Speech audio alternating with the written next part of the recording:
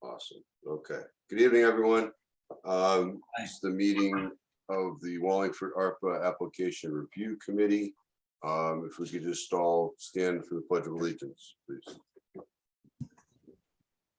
Pledge allegiance to the flag of the United States of America and to the republic for which it stands, one nation, under God, indivisible, with with liberty liberty and justice for all.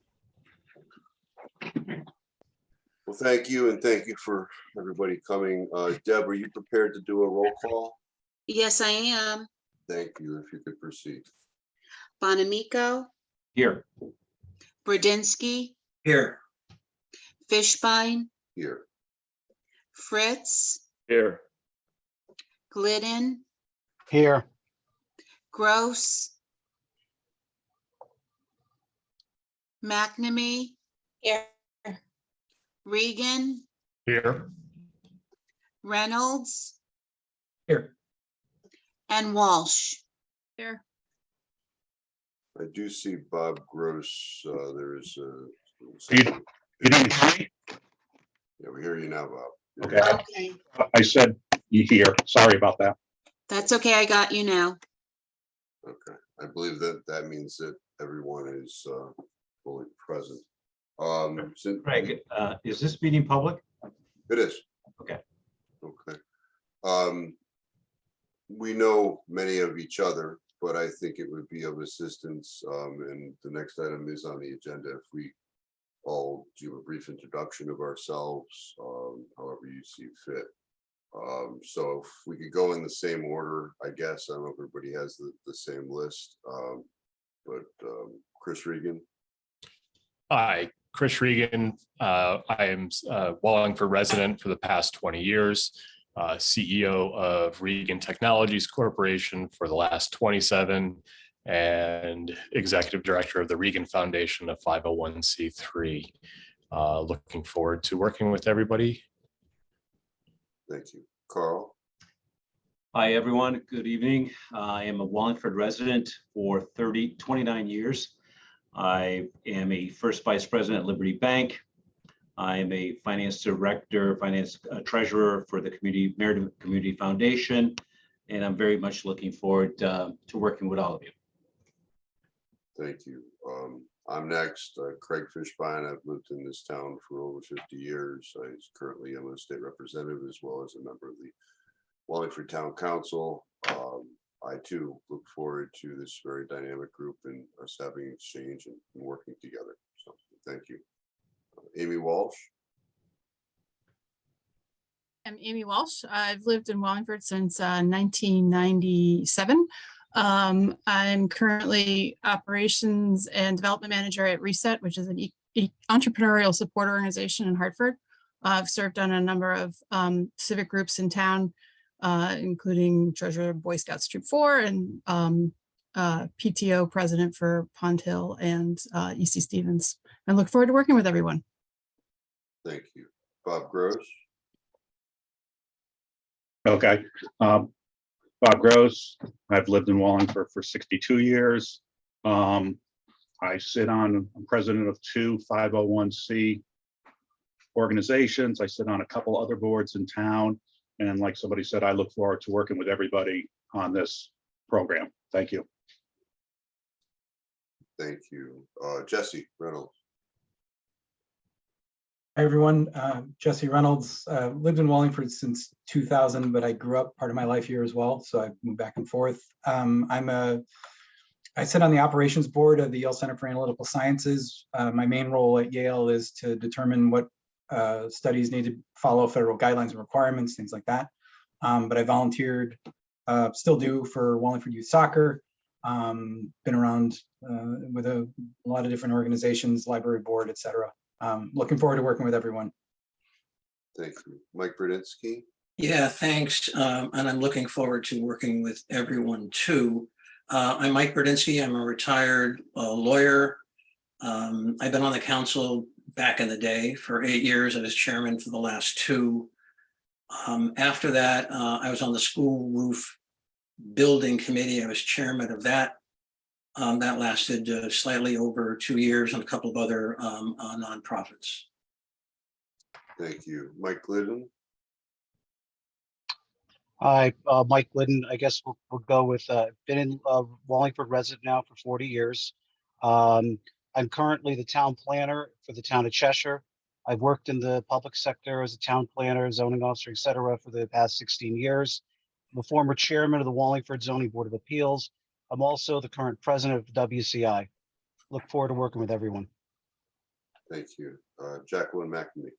Hi, my name is Jacqueline McNamee. I was born and raised in Wallingford, and I currently reside here, and I am a business owner in town as well.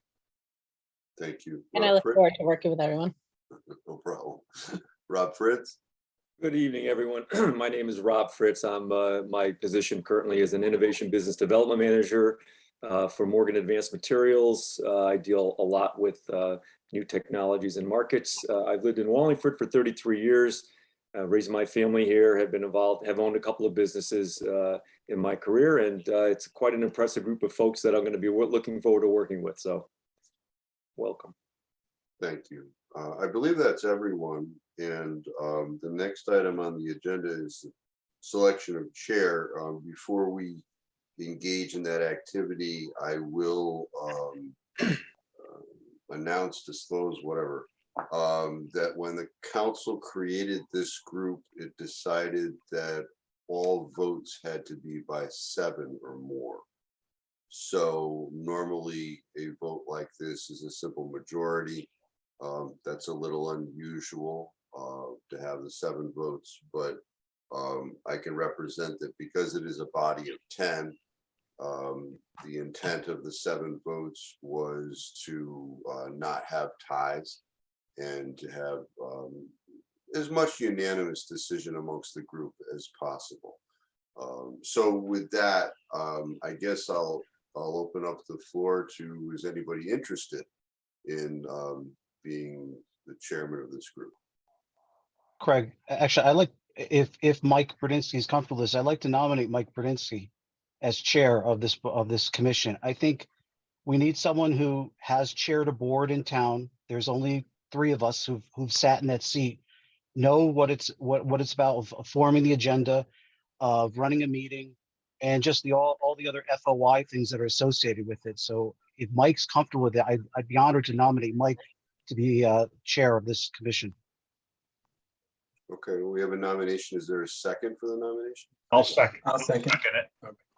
So for the record, I saw a hand and we had an oral. So we got Jesse and Bob. I guess it was a tie. So you guys can, not by 7 votes, but decide amongst yourselves who got this. Who got the second? Are there any other nominations for chair of this group?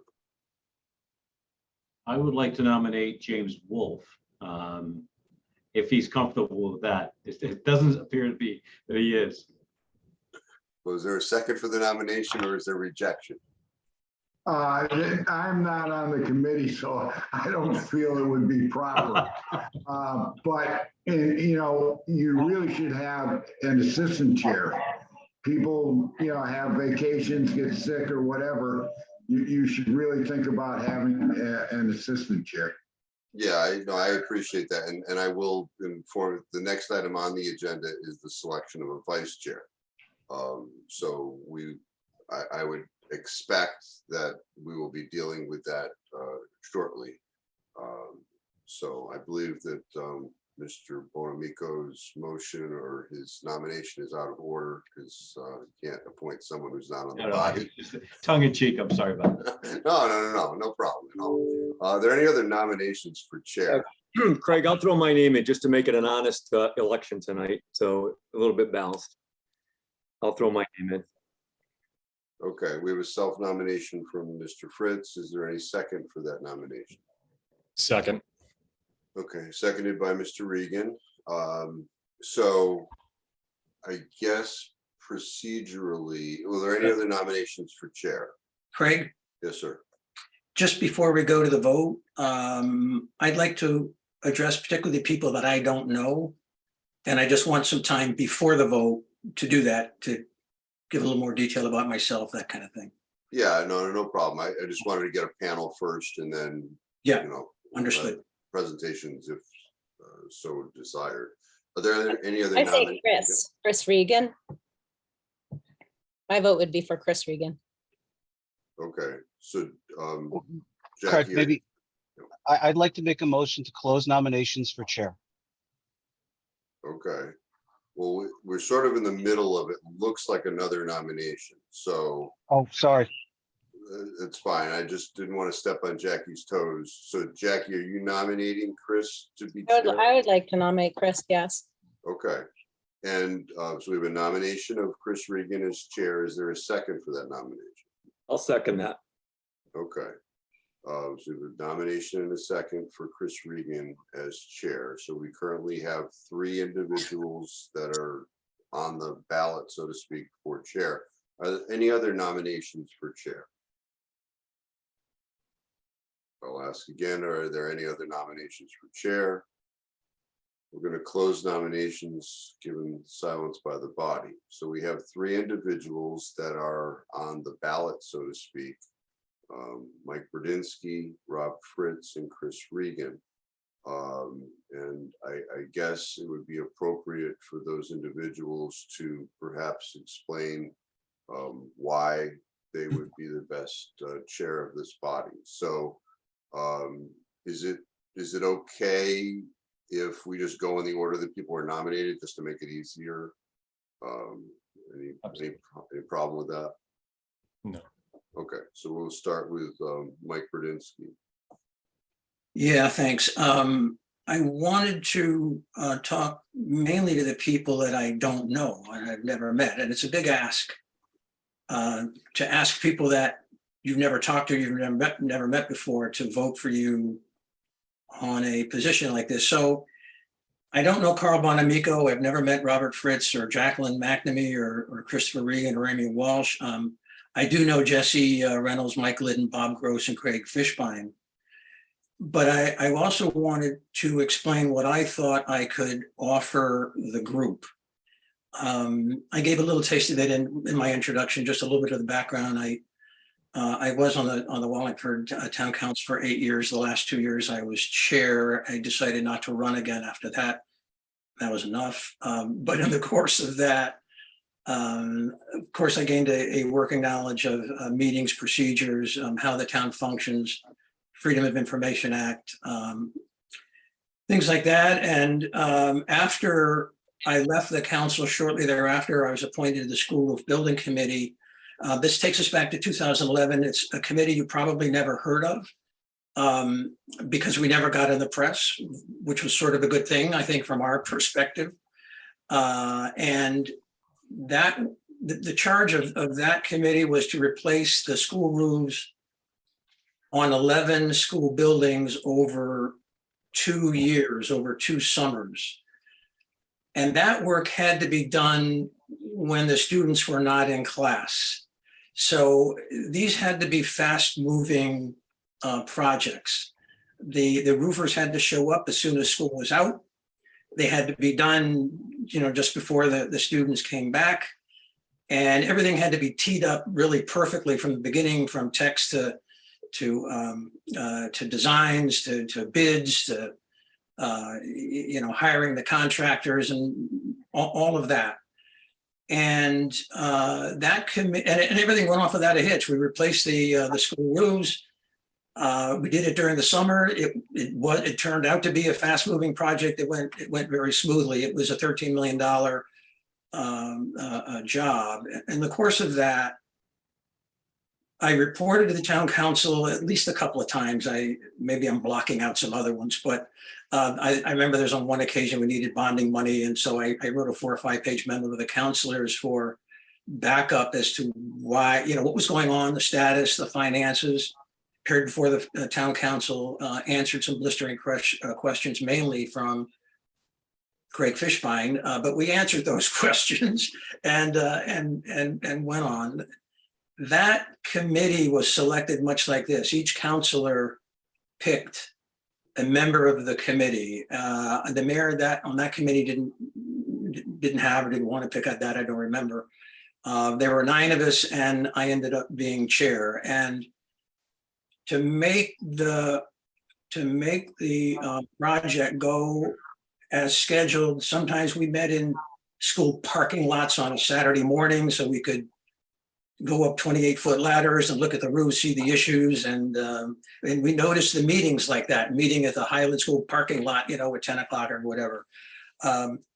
But that was quite fun. I mean, it wasn't always fun. Sometimes it was tedious, it was tiring, but extremely satisfying, getting the job done on time, under budget, meeting with some people that I had never met before. And we were quite collaborative. It wasn't a matter of groupthink. It wasn't that, but we were quite collaborative in achieving what the town of Wallingford wanted us to achieve.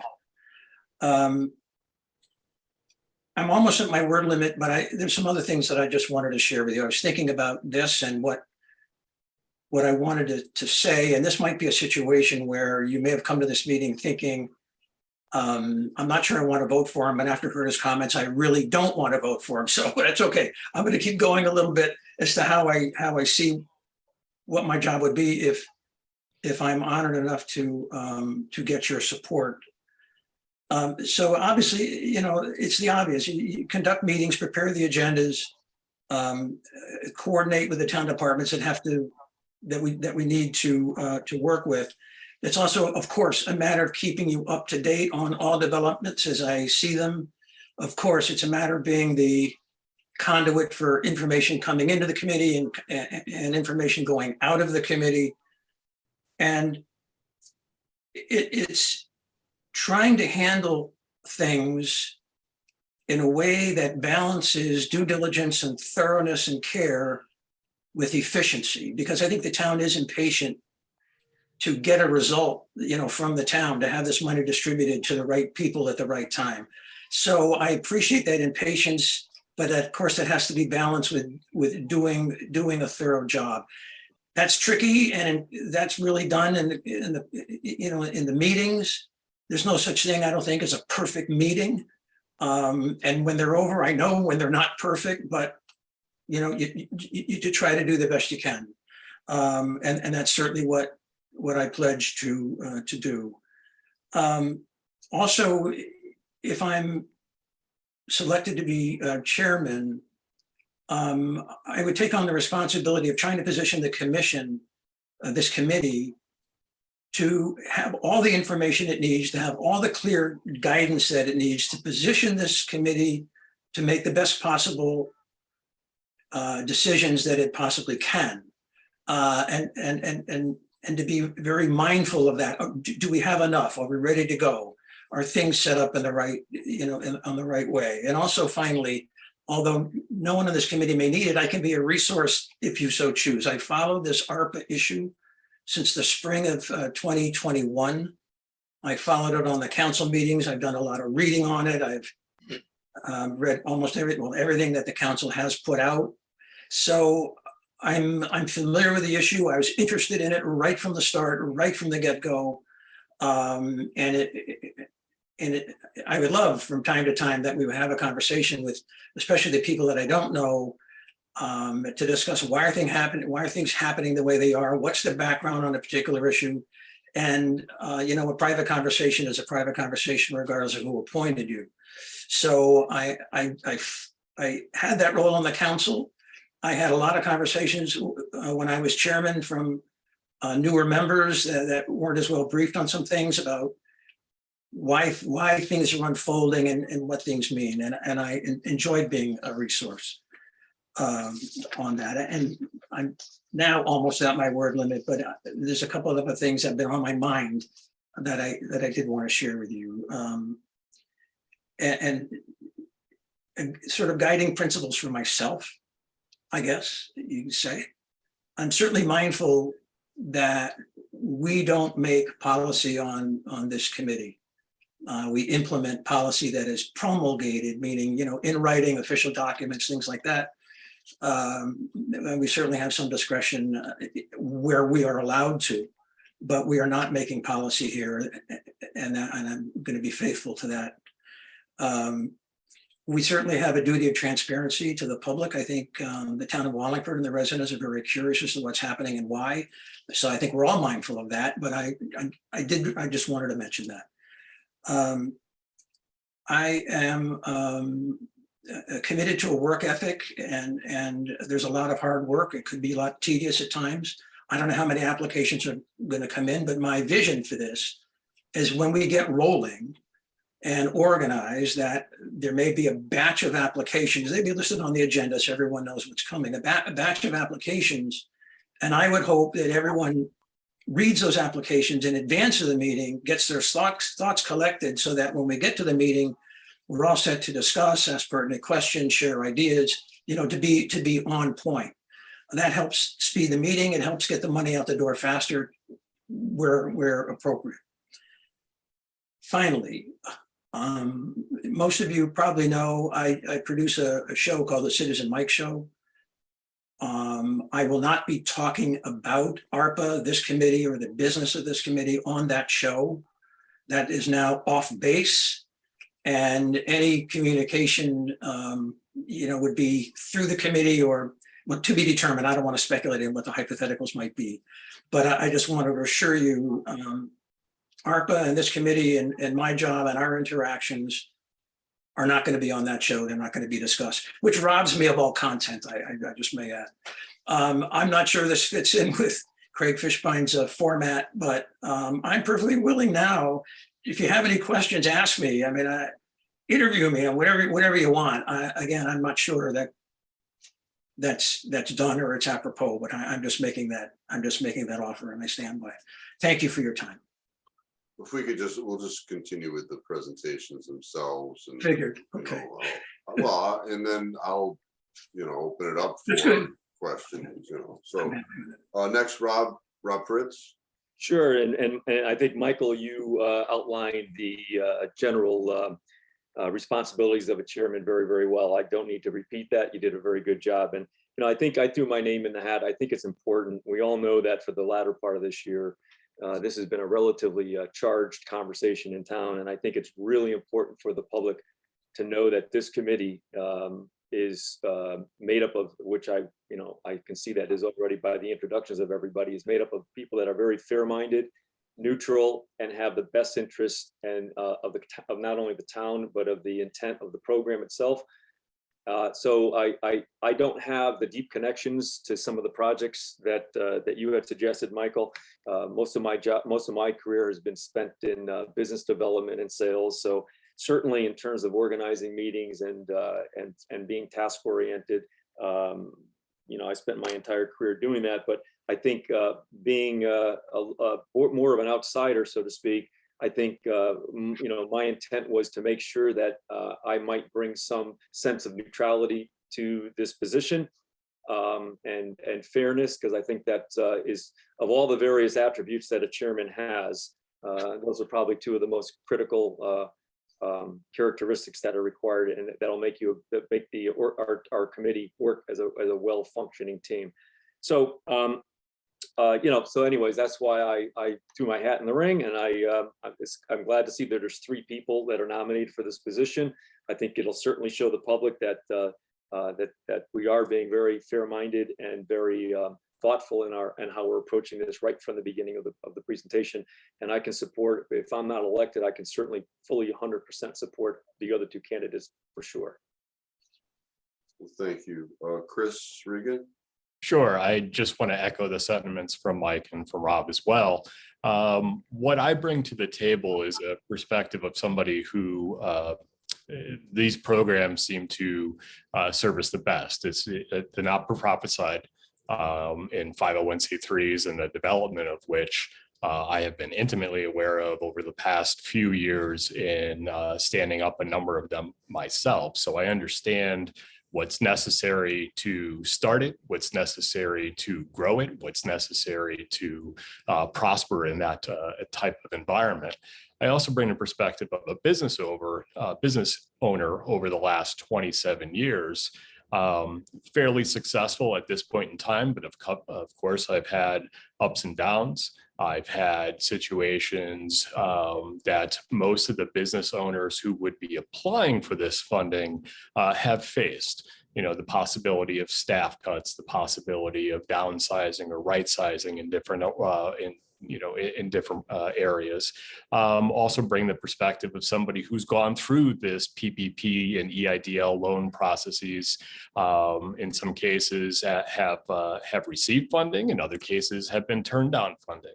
I understand what it takes to work with the SBA and do SBA loans in the event that some of these applicants may not qualify under the guidelines set forth in this, but in not just tutoring them, but taking it to the next step. If somebody doesn't qualify for the funds from this board, it may be in our best interest to continue to serve them in some other capacity in a mentoring type of way. So I would be honored to serve as chair. I have a hyper attention to detail and focus. I have the time available and wish the other two the best. Thank you. Thank you. Does any committee member want to ask a question of any of the nominees? All right, seeing no takers, what I suggest is we have 3 nominees and we are remote. It's virtually impossible to do a secret ballot. So it would be an oral roll call ballot. Since we have 3, I would suggest that on the first round, if somebody doesn't get 7, that the lowest vote getter would drop off, and then you'd have a runoff between the 2 and see where we end up. Certainly if on round 2 somebody doesn't get 7, we're going to have to deal with that issue. So we'll proceed accordingly. Any problem with that procedure? No. Okay. So we'll take it from, in fact, let's do it from reverse order. Well, no, we'll take it from the regular order. Deb, do you want to call the vote? Sure. Okay, Bonamico. Oh, I'm sorry. yeah, so just to remind, we have 3 people on the table. It's Mike Burdinsky, Rob Fritz, and Chris Regan. Deb. Okay, and so when I call the name, that person is going to tell me who they vote for. Is that correct? That would hopefully be the way this would happen, yes. Okay. Okay. Bonamico, Chris Regan. Bradinsky, Burdinsky, Fishbein, Rob Fritz, Fritz, Rob Fritz, Glidden, Brodinsky, Gross, Brodinsky, McNamee,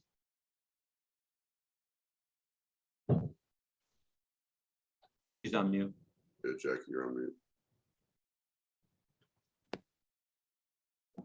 Try it again. McNamee, Chris.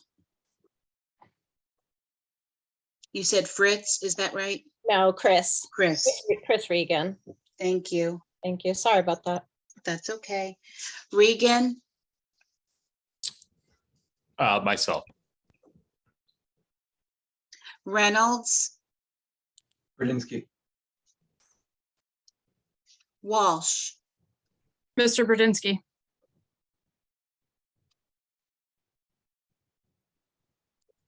All right, Deb, I was tallying, if you could just confirm, it looks like 5 for Mike Burdinsky, 3 for Chris Regan, 2 for Rob Fritz. Is that correct? hold on 1 second and let me look. So for Bradinsky, I have 1, 2, 3, 4, 5 for Bradinsky. For Regan, I have 1, 2, 2. I'm sorry, 3, McNamee, 3 for Regan. And Fritz, I have 1, 2.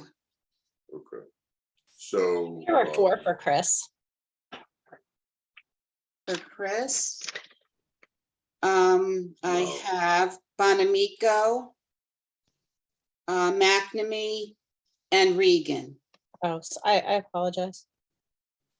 All right, so then I do, that is confirmation that it's 5 Burdinsky, 3 Regan, 2 Fritz. So based upon what we set up originally, Rob Fritz would fall off, and we'll have a vote with Mike Bradinsky and Chris Regan.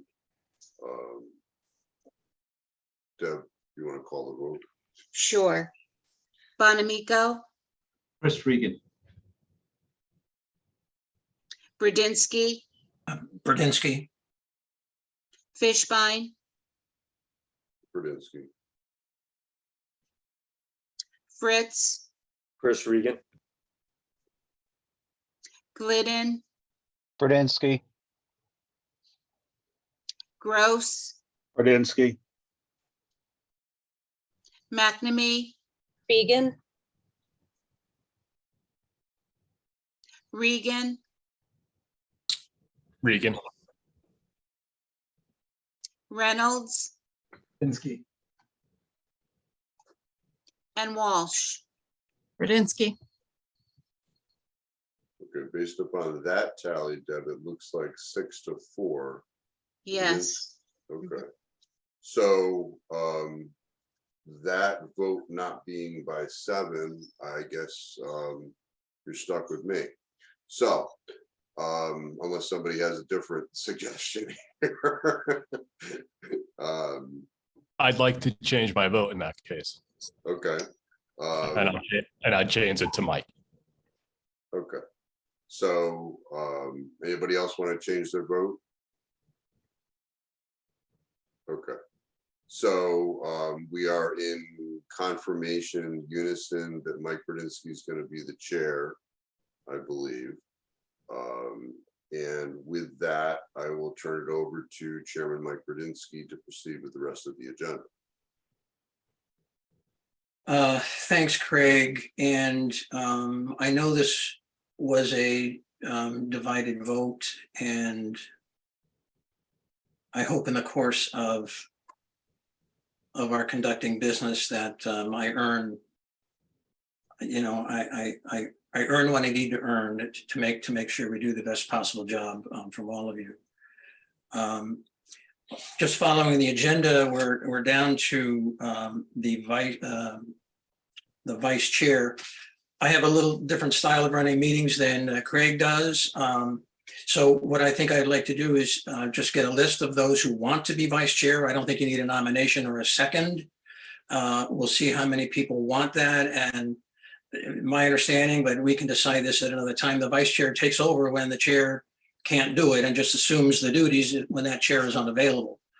I don't know how long this is going to take. I know there's a target time of wrapping up business in January, February. It may not be that long. I don't know, but it's a lot of meetings packed together. So that I think the vice chair probably will, you know, take over 1 or 2 meetings or maybe more. With that being said, let's find out who wants to be vice chair.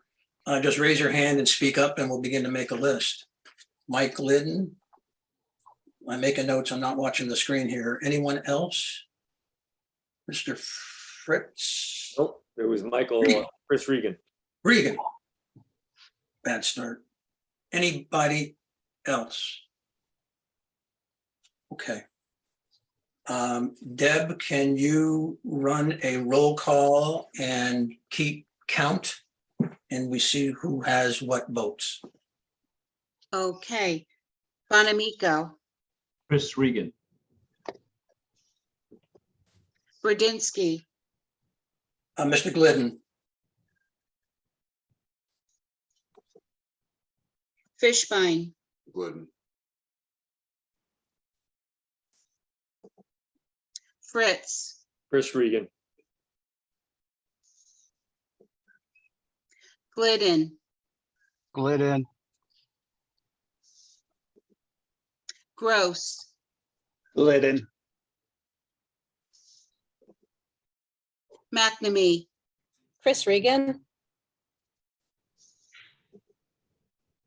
Regan, Regan, Reynolds, Glidden, Walsh. Mr. Glidden. So I get 6-4 for Glidden. Okay. Okay, so we've got this situation. I think what I want to do is, in view of that, see if there's anybody else that wants to throw their hat in the ring. If not, we're going to revote, and if we can't come up with a 7-vote winner, I propose that we just defer this decision to another meeting. I think we can handle a meeting or two without a vice chair, Mike. but rather than have an impasse go on. Mike, yeah, Mike. go ahead. Is it all right if I just add a few things, maybe about my professional background, the reason why I put my name forward? So I said I've worked in the public sector now for 16 years. In my professional role, I actually have been part of ARPA trainings, part of ARPA meetings with various communities. Previously, I was with the town of Simsbury, where I was the director of planning community development. As ARPA began, I was part of all of the meetings there, attended several trainings. In Cheshire, obviously, deal with it. I also, from just the general running of being a good number 2 for Mike, if he's not there, I chaired the zoning board of appeals for 6 years. As a professional planner, I also the vice president of Connecticut Association of Zoning Officials. I actually trained my peers on FOI, on how to run effective public meetings. I have staffed, in my 16-year career, countless public meetings. And a lot of the high points that Mike brought during his speech, that's just a pillar of what it means to run a good, effective meeting, and making sure that, one, that the board is prepared, but two, that the meeting moves forward, that we have the information we need, and that everyone is kept in the loop on any kind of developments. And I think I would make an excellent backup to Mike, because I do it for a living. So that's why I put my name forward. So equal time from anyone else who is interested in being vice chair. Just raise your hand and jump in if you want equal time to that. No, okay. So Deb, if you could run another roll call, and we'll see where we are with someone get 7 votes. Okay. Bonamico, Chris Regan, Brudzinski, Mr. Glidden, Fishbein, Glidden, Fritz, Chris Regan, Glidden, Glidden, Gross, Glidden, McNamee, Chris Regan,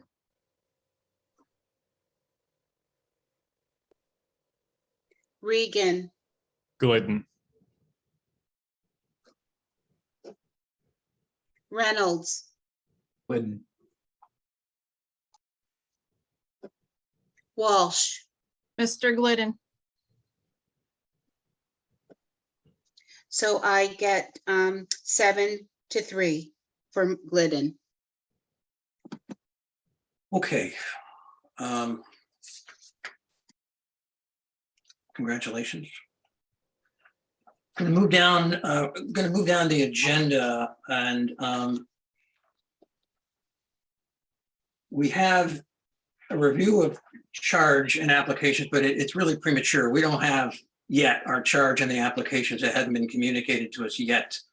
So we'll just keep that as for another time. A review and discussion of meeting procedures. There's some things that I wanted to raise with you that we can cover tonight, not to call for votes, but just to sort of take the temperature of the group as to what your preferences are. And that at another time, when the meeting agenda is set up more specifically, we can take votes on that, but also this way you can get your thoughts collected between now and then. So I got like 5 or 6 things I want to share with you. And the kind of things that maybe I've got to do. I think when we come to these meetings, when we get rolling, the applications are probably going to be online, and some of you may want to access them through your tablet or laptop, and I've got to make sure that there's Wi-Fi or whatever, infrastructure there so we can all do that. So that's in my job jar. It has to do with meetings and procedures. So that's a duty that I have. Also, we don't have the documents yet. And so my first job tomorrow will be get on the phone with Town Hall and to alert them that before we can have any other meetings, particularly with the consultant, I think the consultant wants to meet with us to have some sort of an overview of the program that the council has adopted. We got to have the documents, so we got to have them soon enough so that we can review them and get our thoughts collected and that kind of a thing. So we're gonna need those documents. Now, the question is, do we want to meet live or do we want to meet remotely? And what I want to do is go around the table, but we don't have a table. So I'm just going to go through my list that is not the same as Deb's because this is not a vote. But I wanted to go around the table and get your preferences and your comments, whatever you think on live or remote. And my preferences, I'm going to take the first swing at it, is I think when we meet live, there's more of a chance to be collaborative. And that way I can see you all when you speak, and there's body language and stuff. And I think it's just very important in getting to work together to be around the table and switch chairs, from time to time and get to know the person sitting next to you and so on and so forth. So that's my preference, but we'll see what everyone wants. So if I'm just Carl, your thoughts, Carl Bonamico. Thank you, Mike. So my thoughts, I do plenty of both balance at the organizational level. I would tell you from a chemistry standpoint, I couldn't agree with you more. I think the live is the option that I would prefer. We get to know each other a lot better, and the synergy really flows well, and we get a rhythm as a committee. So my recommendation is strongly to have it live. Mr. Fritz. I concur with Carl's comments. I will say though that if we can consider a hybrid version, I know I do some traveling quite a bit, and I know there might be others that can't make a meeting, but can from a hotel room certainly participate if that's, especially if a quorum is required. I think, and it's a pretty simple thing technologically to set up. I can help you do that if it's needed. But I think in person is the way to go if by all means. I too would think that a hybrid approach would be probably the best. With the holidays coming up, and if the bulk of the work is going to be done towards the latter part of the year, I think some of the scheduling may get a little tricky depending on, like Rob said, if a quorum is needed or not. So, both if possible. Okay, Ms. Welch, Amy. In thinking through this, I'm kind of on the fence either way. I can see advantages to both. I appreciate the in-person chemistry, like other people have talked about, and the ability to really get collaborative in person. I also recognize that, there's additional people on the line here that like to watch meetings live. So, having remote access available for people is beneficial also. And so I guess if I were to do ranked choice voting, live and then hybrid, if possible. I think hybrid is a nice way to incorporate both. Mr. Reynolds. Yeah, it's hard for me not to say what has already been said. I agree with everyone that in person, to me, especially as a person who's been working from home for 3 years almost, I think there's an element of camaraderie and stuff that kind of happens when you meet in person, because you actually get to meet people face to face, talk to them, exchange ideas and such. But I also see, the points about the weather, the holidays, people don't feel well, people want to attend and be able to watch. I like the concept of saying, I agree with Amy Walsh in the sense that, the having almost like, if I rank choice, I would prefer in person, but a hybrid option would be really good. I think flexibility probably is the biggest thing that we should probably stress if we have a tight timeline too. If we all tried to pick one time to meet in person, it might take us a month to figure that time out. So. Mr. Gross. I agree that in person's better, but the world we live in, hybrid is also very important, and it should be available at every meeting. If we do meet in person, I just hope we meet in a big enough room. I don't want to really meet 215 or anything like those small rooms. Bob, that's going to be the next item, so you'll be able to weigh in on that issue in just a second. So I understand meeting in person, not a problem, Right. but the hybrid option should be available. Okay. I get it. The next is where we meet, and we have at least two obvious choices. There may be another choice or two, but the obvious choices are the council chambers or 315. I think everyone knows 315 is like a larger meeting room on the third floor, not as big as the council chambers. But it has seats in there so members of the audience can watch what we're doing. These are all public meetings that we're holding. I have a preference for that too, and I wanted to take the first swing at it. The architecture of the council chambers, I don't think is set up to encourage, again, a collaborative approach. You got chairs strung out and, down a line of 9 chairs. And if someone on one end wants to talk with someone on the other end, you got to look around people. And I much prefer sort of a round table to foster. Someone used the word synergy or chemistry, that kind of a thing. Also, there may be documents being passed back and forth in a round table facilitates that. And finally, those chairs in the council chambers where the councilors sit, they're not all they're cracked up to be. You don't get that much of a rush on there. So and that's my preference. As someone running the meeting, I would like to see 315. We can arrange the furniture and people can sit in the audience. So I'm going to go down my pre-typed out list. Mr. Bonamico, your thoughts on my thoughts and what's your preference? Your preference? Having done both in terms of the arrangement and format, I do like the round table. Okay, Mr. Fritz. 315 for sure. Ms. McNamee. I would like it to be in person and in today's day and age hybrid because it's necessary, and 315. Mr. Regan. 315. Ms. Walsh. 315, sure. Jesse. Sure, I'll go along 315. Mike Liddon.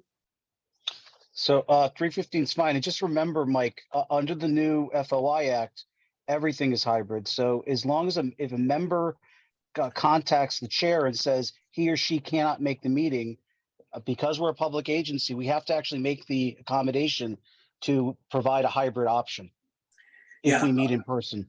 Yeah. So everyone's concerned about hybrid, it's there. We have to make that accommodation. And I think with the tight time frame of this group, it makes sense. Mr. Fishbein. I thought I fell off the list because you didn't get me on the first round. I didn't so get you. It's because you didn't count, I guess. That's fine. Yeah, Same here. I'm used to that. 315 is that the circular roundtable is fine with me, but I do ask logistically. In the council chambers, we have the ability to have video. How that would be done in 315? Would it solely be audio?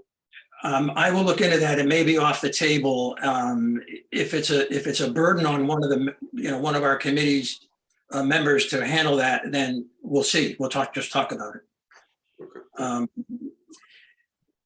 I get it. I think I'm getting the sense, and we'll nail this down at another meeting when we get more specific.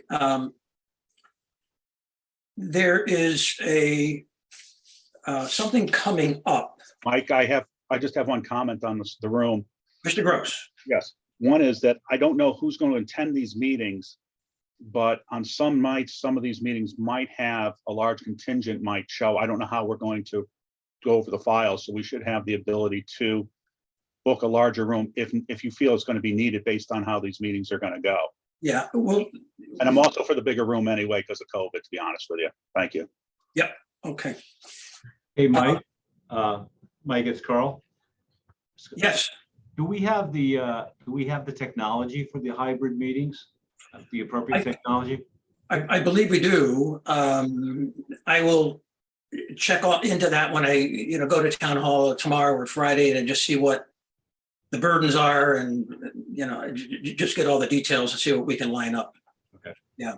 But because it's a facility, we got to go through the mayor's office to make sure we got everything in order to do that. If we run into a problem, we'll report back and we'll just see where we go from there. There is a meeting coming up that I learned about from a memo from the Corporation Council to members of the town council advising us that the consultant wants to present an overview by remote of the program to the committee during the week of September 26. So this is coming up, and my question to you, again, we'll go around the table. I just want to take your temperature on this. I'm not sure what the format is, and we weren't consulted. I mean, this went right to the town council, but because I think we need to be sensitive to transparency, I would like to have this not as a sort of a lecture in a class, but as a meeting that is publicly noticed, the public can have access to it. I don't think there's really been a meeting where a thorough overview of the program in its final form has ever happened. We had some initial meetings like that, but this would be after the documents are in their final form, all the T's crossed. So I would like it to be a meeting of this committee where the consultant is invited to give us an overview, and by making it that way, it would be broad enough so there'd be more interaction with the consultant. It just wouldn't be like a lecture where we take notes. It would just be a little broader format. It's a technical thing, but that's the kind of stuff I worry about. So I wanted to get your feeling on that. Again, the issue is I proposed to write a letter to the Corporation Council saying that it's our preference that it be a meeting of this committee with the consultant invited, and it be open to the public by any means necessary as we've discussed. So again, taking your temperature, Carl Bonamico. I think what you're promoting is engagement and transparency. I like that, Mike. For that week, though, I will be not here. The week of the 26th. How about the following week? I will be here. You will be? Yes. Okay. Mr. Fritz. I am available in person the first 3 nights next week. And the following, I'm going to be going a couple of nights, but I'll try to work my schedule as best I can based on the others. I have flexibility in that schedule. Your thoughts on our expressing a preference that it be a meeting of this committee with. Yes. Sorry, Mike. Yeah, no, absolutely. I support that. I think it's a great idea. It gives them a lot of interaction. And I'm sure there's going to be things that we think of during the meeting that we can engage with her on. So absolutely, that's a great idea. Jacqueline? I think that's a great idea. And the following week would work better for me. The week of the first week in October? Yes. All right. Scheduling this might be a bear, so I'll send emails around as necessary. We'll agree on we'll work that out. That was Jacqueline. So Chris Regan? First few days of next week's fine. I can work around a schedule over the next few weeks if necessary. I do travel extensively, so. Is the week of October 1 better for you? No, week after. The following week? Yeah, but okay. The dynamic's going to change. I understand. I can accommodate as best as possible. Yeah, we'll do the best we can. And Amy Walsh? I agree that it's good to have a public meeting, gets everybody on the same page, so we all we're all talking about the same thing. As far as availability, the week of the 26th is good. The week of the 3rd is good. Yeah, I can work around schedules, so sure. Okay, Jesse Reynolds? Agreed across the board, and I can be fairly flexible. The only hard stop. I can let you know, like certain days, I teach a class one day a week, so there's only. Yeah, for the most again, part. scheduling is going to be a bear, but we'll solve it. No, but I like the idea of us having an actual meeting and engaging. Yeah. Mike Liddon? Yeah, same thing, everyone. Just scheduling would probably be the only issue here, but I agree. It should be open, transparent, and in front with the public. Yep. Bob With Gross? this board. Yeah, scheduling, I'm busy a few days with the Jewish holidays coming up over the next 2 weeks. But other than those days, I agree transparency is the most important thing. And our interaction with a consultant, yeah. Wait, Mike, I fell off your list again. Craig? Because I saw you were going on to the next item. No, I was looking for something else. Okay, well, I'm gonna jump in. I think it would be healthy if we had something from the law department, some sort of a packet when we're doing that exchange, so that if we've reviewed that and then we have the consultant there, we may have some questions instead of, having this overview, getting the documents, then having to get. No, we're not doing it that, we're not doing it the town council way. No, So, I know. so tomorrow or the next day, when I go to town hall, I'm going to impress on them our need to get the final documents in final form at the soonest possible time. And we need it days before this meeting so we can review them and get our thoughts collected. Yeah, the other thing. That's gotta be the standard procedure. Yeah, no, agree. And the other thing I talked to Janice about is, and she concurred, there should be some sort of presentation by her office about conflict and ethics. So it would be helpful if Janice is there for this meeting also. So she's hearing what we hear and we get the whole package. I'm just suggesting that. I will, that's more complicated than you think. I'll talk about that with you later. Well, no, let's talk about it now. You kind of opened the door. Now that we're on this committee, we're representatives of the town, and obviously there's a code of ethics which very few people understand. And it's what standard do we want to live by? Do we want to go by the code of ethics, which is sort of loose and lax, in my view, or something higher? I don't propose that we develop a code of ethics for this committee. I'm not saying that at all. I'm just saying that the last thing that we want is some article in the paper that a member of the committee has some entanglement, with an applicant that may or may not violate the code of ethics. And frankly, I think we can just leave it at that. And maybe at the beginning of every meeting, when we review applications, I may put on my checklist any conflicts for this batch. But Craig, I understand your concern. I think ethics are a big thing, but I don't want to overthink it. And I'm a little wary of I'm a little wary of that suggestion, but let's defer that. I don't want to get bogged. We'll address it when we deal with more substantive measures. Yeah, the other thing. Sort of tip my hand as to, I think we could do better than the code of ethics, is what I'm trying to say, and not everyone may agree, but that's okay. I mean, we don't need to take a vote on all that. The other thing that she brought up was FOI, so. Yeah. Craig beat me to it.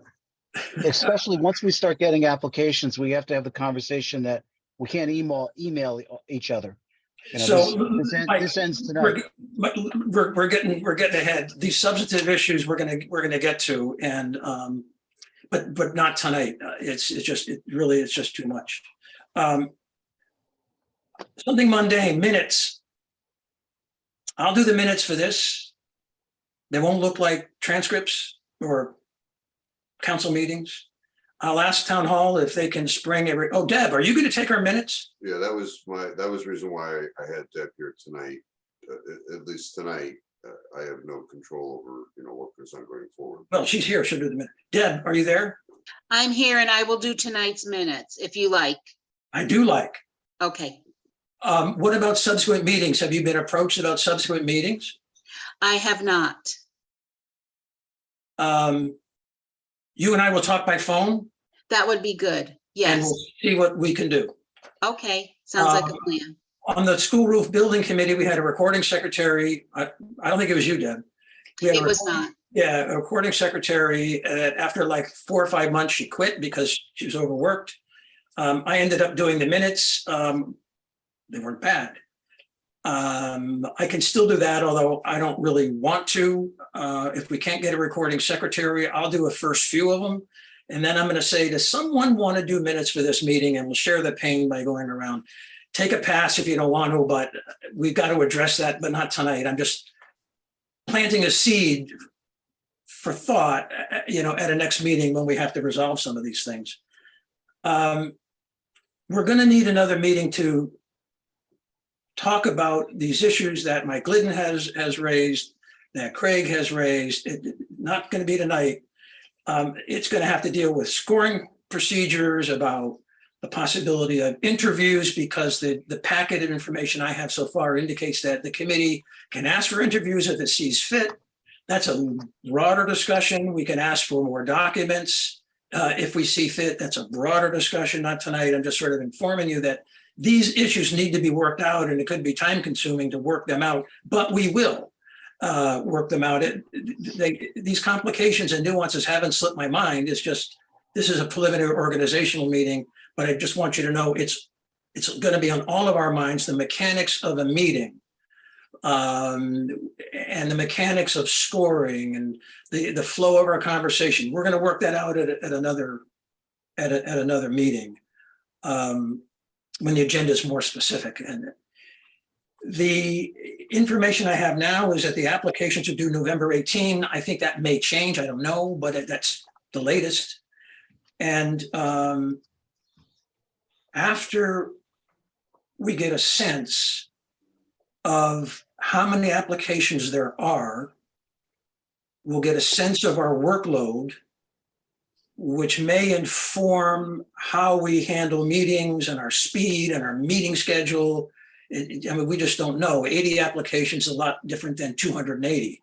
So I just think we just wait and see what we're up against, and then we can sort of nail down some other decisions. However,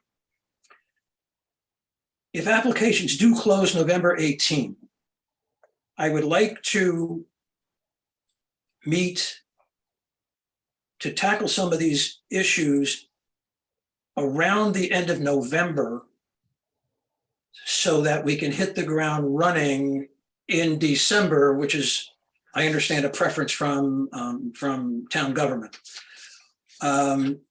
If you could put on your calendar as a placeholder, to be determined later, but the November 28th, November 29th, that's after the Thanksgiving week.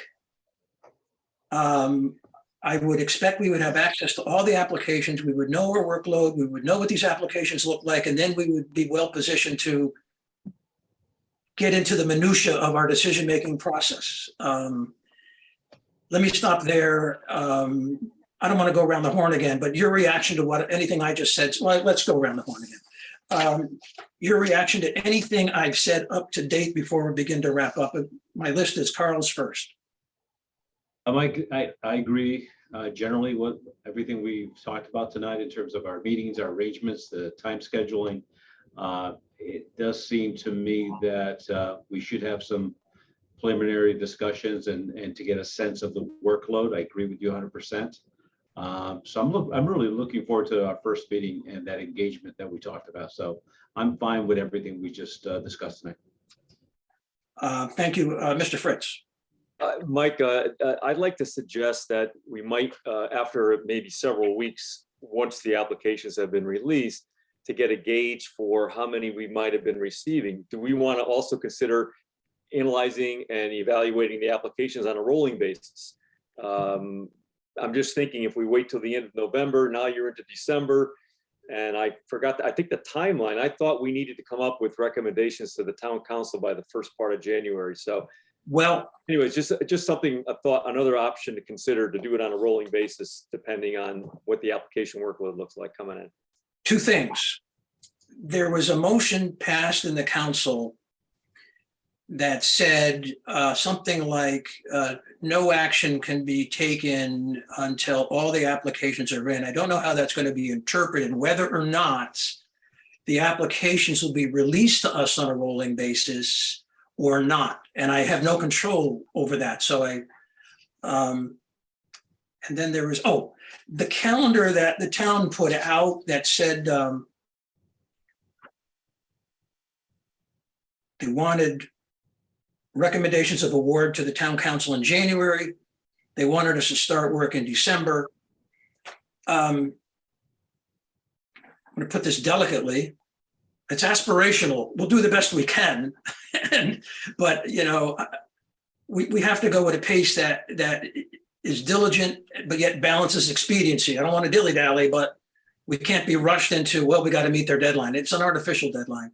On the school roof building committee, there's a real deadline. The kids are coming back to school, you know, at the end of August. That was a real deadline. So I think let's hold off on the deadlines until this other meeting or the next one we're going to have, and we'll see how fast we can go. And I think we may find that the first couple of meetings on the application may go more slowly because we have more thoughts we want to get out as we go around the table. And as we get more experience, we may get better and go faster. I don't know. Hey, Mike, Yes, Carl. may I interject? I remember when we were at the organization I work with, we've done hundreds of PPP applications. In the initial phase, there was a very clumsy period where you were trying to get your arms around these applications in terms of procedurally. You're absolutely correct. Early on, I think you find your way in terms of making sure the completeness and the accuracies of these applications. Then you get into a rhythm later on. So to set a deadline in the first beginning initial phase is generous. So it's a process. I lost where I was on the list. Carla went to you.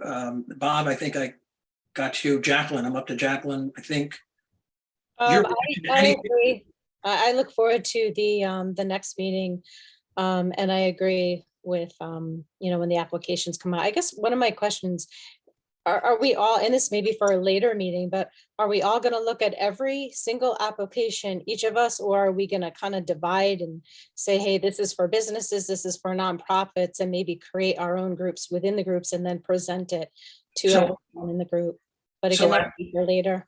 So I'm kind of torn with your question because I don't want to get into anything too substantive because this is really preliminary, but the way I'm envisioning it, which is just one vote out of 10, the way I'm envisioning it is when we get rolling, we will batch these applications in some number that I will have to guess at when I do the agenda. The names of the applicants will appear on the agenda so that everyone knows what to prepare for. And so that the applicants can attend to see what we're saying about them and their application. That's not the only way. I mean, but that's how and then we will all weigh in on each application. Give that some thought. I'm glad you raised it, but I didn't want to, you know, resolve that tonight. It's just No, it's early. two different models, you know, of how we might be able to do that. So I'm going around the table to get reactions to anything I've said up to date or anything that's happened. Chris Regan. I think first November 18th is an unrealistic guideline as it stands today. We don't have the processes. We don't know what's required. We don't have a public meeting set up, et cetera. But based on that, putting a December deadline or a time frame together when we again don't have the number of applicants who potentially are going to go through, how many we can handle on a per meeting basis. Are we meeting 1, 3, 5 times a week? You know, all of those things, you know, sorry, you know, we can't meet those deadlines that are set forth. If anything has been set in stone, we can't do that until we have our full arms wrapped around the you know, just how big this thing is. I am, as you talk and as everyone talks, I'm not done with the list yet, as I'm framing my letter and my phone conversation. So this is very useful to me. Amy, you're up. I agree with what Mr. Regan just said, that you know, we don't have the applications yet. The applicants don't have the application yet. They don't even know how to fill it out. So yeah, you know, take everything, all the deadlines with a grain of salt, plus a rubric. You know, I think a rubric as to how to evaluate these is going to be important. So the details, the devil's in the details. And That was the details, yeah. you know, and question, you know, I have questions on the tools that we will be able to use to access the applications. You know, you touched on that earlier. Is it all online? Do we download the paper and are we flipping through paper?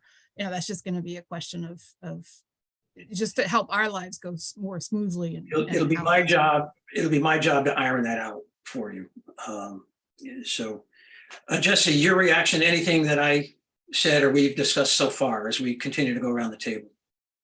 No, I don't have anything to add. Coming in this late in the conversation, I think everybody sort of touched on it. Okay, Mike Glidden, your reaction to anything that's happened so far? No, I mean, I think what's been said earlier, we just got to get our hands around what actually comes to our plate in order to how to proceed.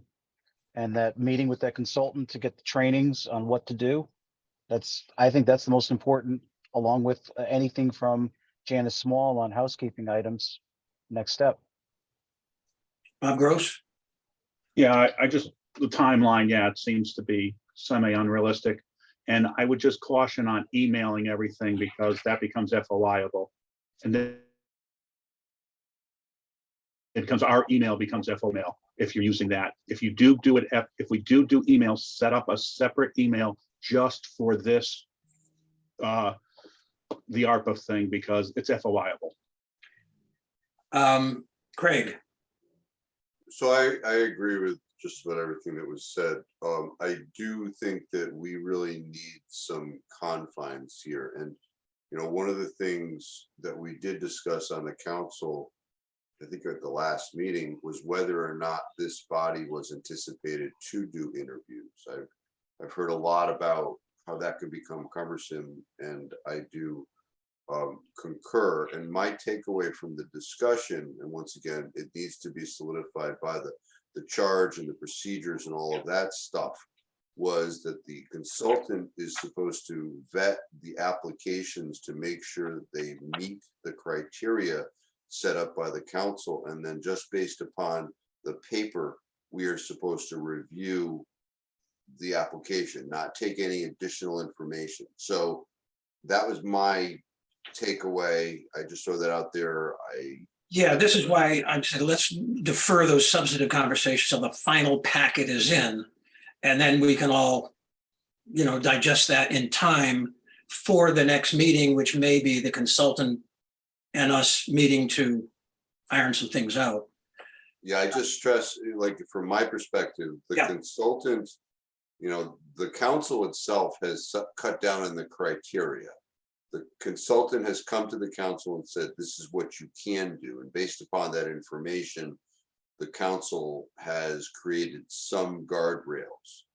And, you know, those guardrails, the consultant can't expand, right? So if we have that packet, you know, the consultant becomes collateral and not as necessary, I think, at that point, because it's the charge from the council.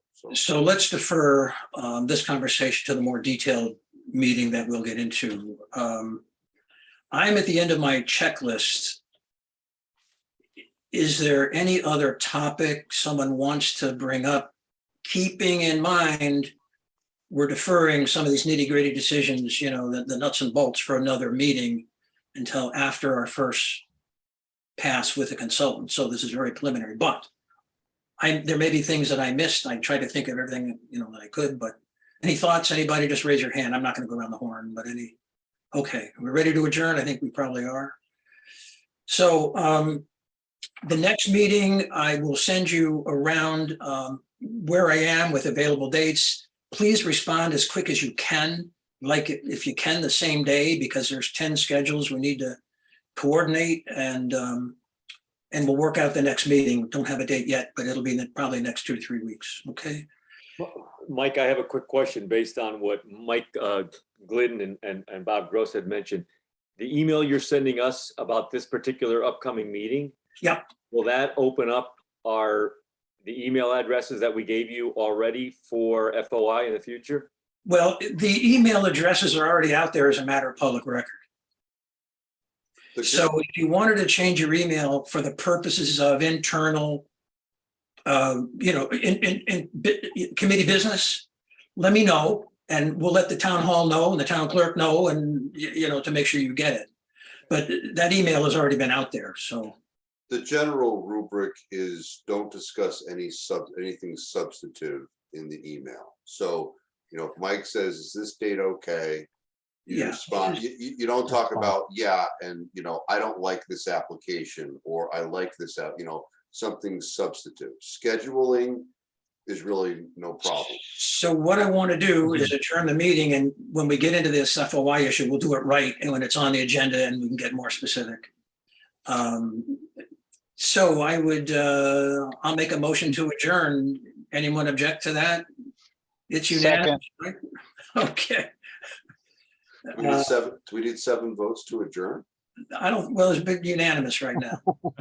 So I am decreeing the motion carried, and we are adjourned. Thank you, everyone. Thank you for your support. I appreciate it. And I'm looking forward to all this. Looking forward. Congratulations, Mike. Yep. Thank you. Okay, Thanks, everybody. What's up, Mike? Thank you. Good night. Thanks. signing off. Bye. Bye-bye.